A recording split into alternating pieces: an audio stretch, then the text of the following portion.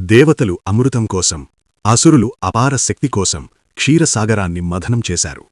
మందర పర్వతం మథన కవ్వంగా, వాసుకి నాగు తాడుగా, ఒకవైపు దేవతలు, మరోవైపు అసురులు.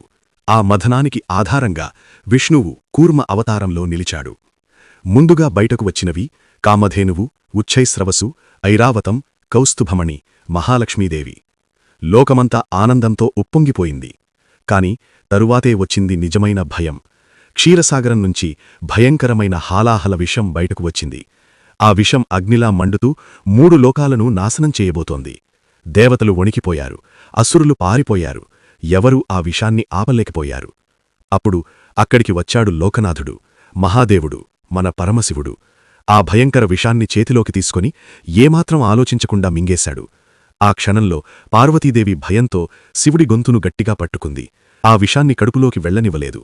విషప్రభావంతో శివుడి గొంతు నీలంగా మారింది. అందుకే ఆయని నీలకంఠుడు అంటారు. ఇద్దరి అపార త్యాగం వల్లే 3 లోకాలు కాపాడబడ్డాయి. ఈ కథ చెప్పేది ఏమిటంటే, మహాదేవుడు లోకకల్యాణం కోసం ఎంతటి త్యాగానికైనా సిద్ధం.